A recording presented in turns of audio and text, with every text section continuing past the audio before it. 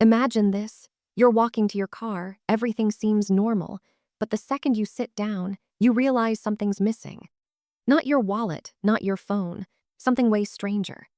This is the story of a man who saw value in something no one else did, built an underground empire worth $60 million, and played a dangerous game with the law until it all came crashing down.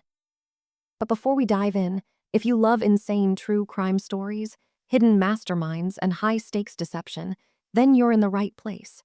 Hit that like button, subscribe, and let us know your thoughts in the comments. Now, let's get into today's story. Our story takes place in the 1990s, a time when New York City was struggling with a massive car theft problem. In a previous video, we saw the story of the Chinese intelligence officer who became the biggest car thief in America, specifically in New York. But he wasn't the only one in the business. The story we're about to see happened 5 years before the Chinese thief's story. At that time, in the 1990s, there were gangs and criminal organizations focused entirely on cars. Imagine this. In New York alone, over 1,000 cars were stolen every year. These thefts varied. Sometimes the entire car was stolen, sometimes just specific parts, mostly expensive ones. But there was one valuable car part that thieves did not pay much attention to because they didn't realize its true worth. You might wonder, how could specialized car thieves not know the value of certain parts? The answer is that this part wasn't just valuable in terms of money, it had a hidden worth that no one had discovered at the time. That's where a man named Mauricio Burkan comes in. This man would go on to establish the largest empire for selling stolen car parts. Mauricio was of Italian descent. His family had migrated to America in search of a better life. Of course, we all know that Italian immigrants in America have historically been associated with major mafia and organized crime groups. In these criminal communities, there were hierarchies, just like in normal societies. At the bottom, you had the small-time gangsters, the ones doing the dirty work like theft, robbery, kidnapping, and even murder. Above them were the mid-level bosses, who sometimes acted as businessmen. And at the very top were the big bosses, the ones in control. The world of organized crime is structured like a pyramid. The higher you go, the richer and more powerful you become. So those at the bottom always dream of climbing up. Our guy, Mauricio, came from the very bottom. He had no connections, no help, and no wealth. He had to build himself up from nothing. So he started by working in small-time crimes, stealing, robbing, and selling stolen goods to traders or people above him. During this time, he kept his eyes open, watching carefully. What was in high demand in the market? What had the highest price? What was the easiest thing to steal? He also mingled with the sons of mafia bosses and businessmen to learn how the trade worked. Eventually, Mauricio decided to focus on car parts. He saw that it was a profitable business and felt that his skills suited this field. When he gained enough experience and understood how the business worked, he decided to move up the ranks. He stopped stealing himself and became a buyer of stolen car parts. Mauricio learned which parts were in the highest demand, which ones had the biggest profit margins. At first, he was even selling parts from the trunk of his own car, turning it into a moving shop. Imagine this. A part he bought for $10, he sold for $100. His profit margin was insane. Very quickly, his business grew and his wealth increased. As soon as he had enough money in 1994, he opened a store. Having a storefront gave him a legal front, making his business easier and safer. Before, he was buying and selling in the streets, which was dangerous. Everyone in the mafia world knows that the first step to becoming a successful crime entrepreneur is to set up a legitimate-looking business. Mauricio's car parts store helped make his business look real. To reinforce this legal front, he bought legitimate car parts from companies. So, even if the police or authorities searched his shop, they would only find real parts, invoices, and business records. No one would suspect anything. After securing his legal cover, Mauricio had to protect himself on the criminal side. In the mafia world, there's always someone above you. If you want to operate freely in a certain area or business, you have to pay up. Mauricio knew this very well. So he made sure to stay on good terms with the bosses above him, paying the mafia regularly. This money wasn't just to be left alone, it was protection money. It meant that he was under their protection, or more precisely, under the protection of the mafia boss controlling that area. That's how things work in this world. That's why it's called organized crime. Mauricio's business kept growing, and he built stronger connections with low-level thieves. He was always on the lookout for the most valuable parts. Then, he discovered the goldmine airbags. The airbags, which deploy in a car accident, were about to make Mauricio one of the richest mafia traders, taking his fortune beyond $60 million. At this point, you're probably shocked and wondering, how could something as simple as airbags make so much money? Let me explain. Mauricio realized that airbags were one of the easiest car parts to steal. A thief could steal an airbag in less than a minute. Since airbags are small, a thief could easily hide them in a bag, making it possible to steal massive quantities in a short time. For example, if a thief was in a parking lot with 30 cars, they could steal all the airbags in less than half an hour. Unlike stealing an entire car or big parts, airbags were also hard to track. Back then, airbags didn't even have serial numbers, no identification numbers. Once stolen, tracking them was impossible. Storing and hiding them was also easy, since they were small. But the most important reason, airbags were insanely expensive. One airbag could sell for $1,000 to $2,000, sometimes even more. And remember, money was worth twice as much back then compared to today. All these factors made airbags the perfect part for Mauricio to build his fortune. But there was one more advantage, one that even Mauricio didn't see coming. An advantage that would skyrocket his business to unimaginable heights. Just so we don't get ahead of the story, the first thing Mauricio did was study and learn about airbags. He familiarized himself with the different types, how they were installed, and how to remove them. After that, he formed his own gang of thieves, a group he personally selected. Through his past dealings with car thieves, he had come to know them well. He identified the best ones and recruited them to work for him. Then, he trained them to remove airbags quickly and professionally. His thieves started working and gathering airbags, bringing them to his shop. From the very beginning, Mauricio knew this airbag business would skyrocket. His gang was bringing in massive quantities, and the demand was huge. His main customers were mechanics and car repair shop owners. The airbags would arrive from one side and be sold immediately on the other. Mauricio was generous with his thieves, paying them well because he knew their loyalty was tied to the money he gave them.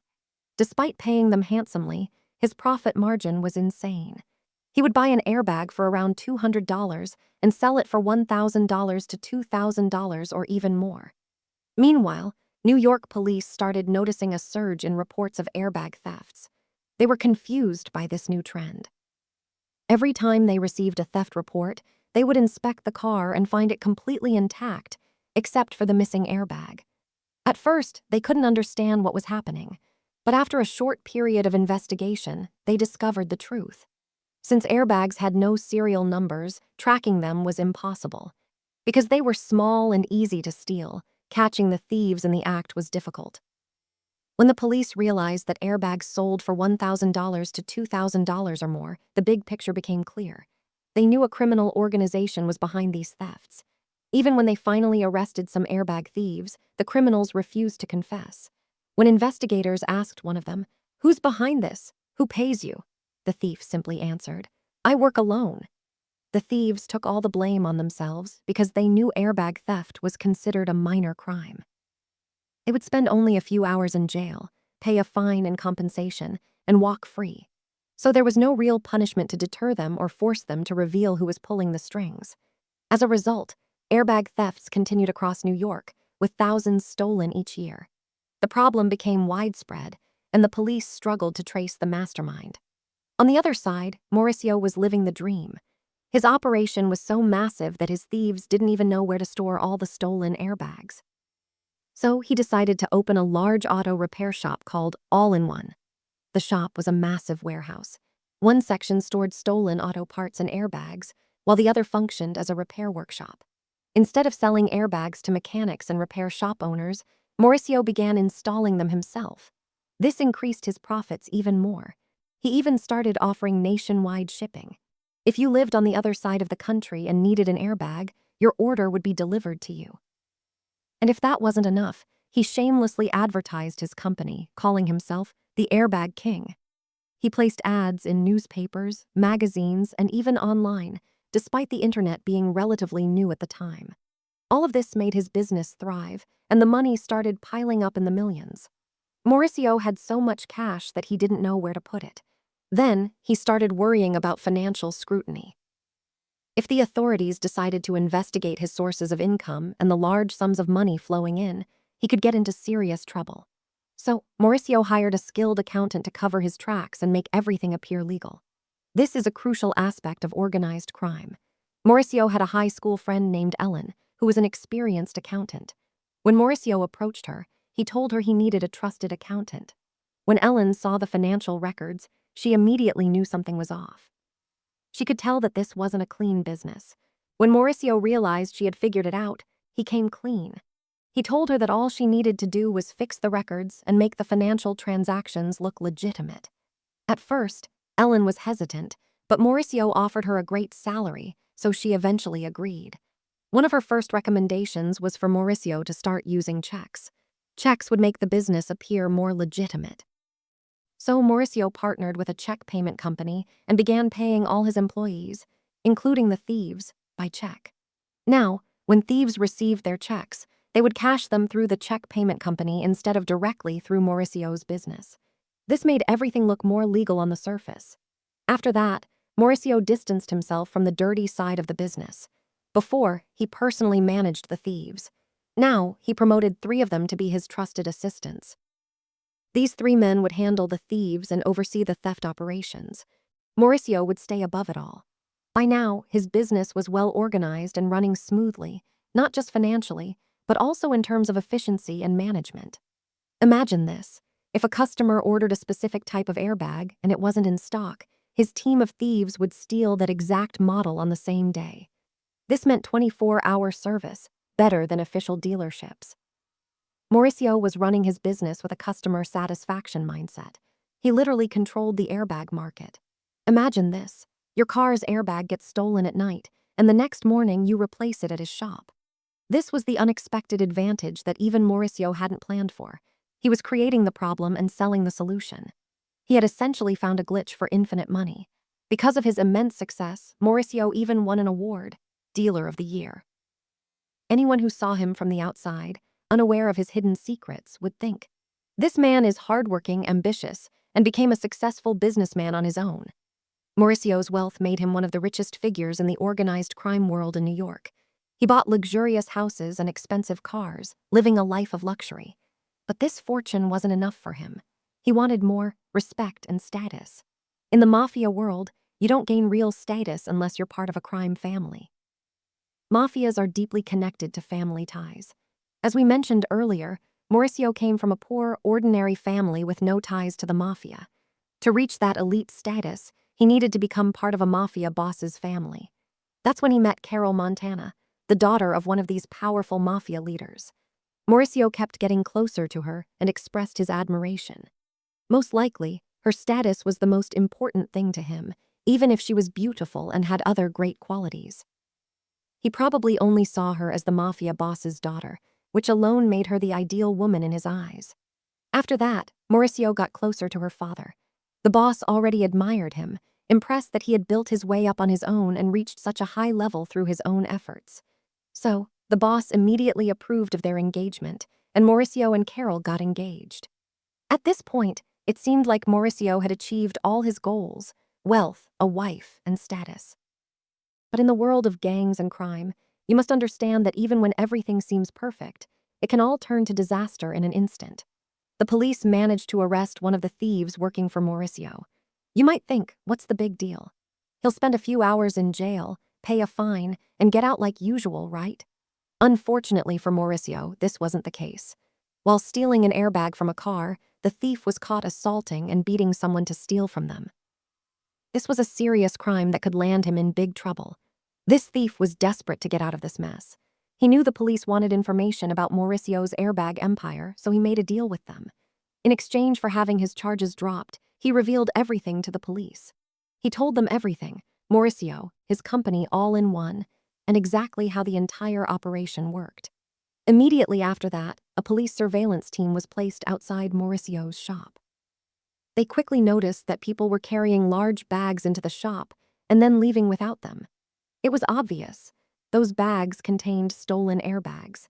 The police began preparing for a raid, but Mauricio was always one step ahead. He was extremely cautious and had installed security cameras all around his workshop building. He immediately spotted the van where the undercover police officers were hiding. His first move was to call his assistants and order them to stop delivering stolen airbags to the shop. Then, the investigators tried to chase Mauricio by car, but he was alert and knew he was being followed. To confirm his suspicion, he used a simple trick, turning right 3 times. Turning right 3 times is a classic technique to detect if a car is following you. When you turn right 3 times, you end up circling back. If the car behind you also makes the same 3 turns, it means they are following you. When the police officers saw him do this, they realized he knew he was being tailed. From that moment, Mauricio became extremely cautious. He instructed his assistants to store the stolen airbags in a different location. They stopped bringing them directly to the shop. For months, the police continued their investigation but found nothing concrete to charge Mauricio. At one point, they tried a trick. An undercover officer approached him with an airbag trying to sell it. But Mauricio immediately refused and returned it. Mauricio never bought from random people. He only dealt with his trusted thieves. Despite their efforts, the police failed to infiltrate his inner circle. They needed someone to go undercover as a thief, but Mauricio never allowed outsiders in. For a year and a half, the police tried and failed to catch him. Then, in 1997, something happened that changed everything. That year, Honda, the Japanese car company, decided to add serial numbers to their airbags. This had never been done before, and it greatly helped police investigations. Now, if the police recovered a stolen Honda airbag, they could track its history. They would know if it was a genuine replacement part or a stolen airbag. So the police focused on Honda vehicles. Whenever a Honda's airbag was stolen, they recorded the serial number. They created a special list containing all the serial numbers of stolen Honda airbags. Then, they called All-in-One, Mauricio's company, and ordered Honda airbags of the latest models. When the ordered airbags arrived, the police checked their serial numbers. Sure enough, one of them matched the list. It was stolen. This was the first solid evidence against Mauricio after more than a year and a half of investigations. But they needed even stronger evidence. They didn't want to arrest Mauricio and his crew until they were 100% sure they could bring down his entire organization. So, they obtained a search warrant to inspect Mauricio's shipments across the U.S. This allowed the police to secretly open his packages, inspect their contents, reseal them, and send them as usual. Through this, they discovered the massive volume of stolen airbags Mauricio was selling. They confirmed that many of these airbags were stolen, but that still wasn't enough. Next, they investigated the company's financial records, which led them to the check payment company Mauricio was using. This check company handled all the payroll transactions for Mauricio's employees and thieves. What Mauricio didn't know was that this company recorded every transaction. They photographed each check and the face of the person cashing it. A camera was installed right in front of the cashier. So every thief and employee working for Mauricio had their photo recorded. Mauricio had used the check payment company to make his business look legal. But in the end, this decision backfired on him and his crew. The photos and transactions confirmed that Mauricio was directly dealing with thieves. At this point, the investigators knew they had everything they needed. It was time for the arrest. The investigation had taken 18 months to reach this point. A team of police officers and detectives headed to Mauricio's house. They had a court-issued arrest warrant, allowing them to break in and search the entire house. The moment they arrived, they broke down the door and stormed in. They searched every room, but to their shock, the house was empty. No one was there. This worried them. They feared Mauricio had found out about the arrest and escaped. Maybe he was already on his way to another country. While searching the house, they noticed a table full of wedding gifts. That's when they realized Mauricio had just gotten married. Next to the gifts, they found a guest list for the wedding. The list contained names of mafia bosses and notorious criminals, even people the police had been tracking. It also included some of Mauricio's airbag thieves, whose identities the police had discovered through the check company. The list also had the names of Mauricio's parents, along with their phone numbers. So the investigators called his mother, trying to trick her into revealing his location. One of them called her and lied, saying that Mauricio's house had been robbed and that they needed to contact him immediately. She told them that Mauricio was on his honeymoon with his wife in Hawaii. She even gave them the phone number he was using there. The investigators called him, claiming his house had been broken into. During the call, they tracked his phone, confirming that it was connected to a resort in Maui, Hawaii. Once they confirmed his exact location, they contacted the FBI office in Hawaii and requested his arrest. FBI agents moved quickly, identified the resort and his room number, stormed in, and arrested him in the middle of his honeymoon. From that moment, Mauricio's airbag empire collapsed. Mauricio and his gang had stolen between 40,000 to 50,000 airbags over the years. His fortune from this operation alone reached $60 million. In the end, most of his assets were seized. He was sentenced to 10 years in prison for money laundering and organized theft. Honestly, the sentence seems light compared to other cases we've seen. I don't know the exact details of how the ruling was decided, but it's likely that the fact that his operations weren't armed, dangerous, or violent played a role in reducing his sentence. I searched for Mauricio online and found his LinkedIn profile. In his professional description, he states that he is a chief operations officer with extensive experience in the automotive industry and has high-level skills in management and sales. After hearing his story, I think we can all agree that this is an accurate description. And with that, we've reached the end of our story. If you enjoyed it, don't forget to like the video, subscribe to the channel, and turn on notifications. If you have time, here are some other amazing videos you can watch. That's all for now. See you in the next video.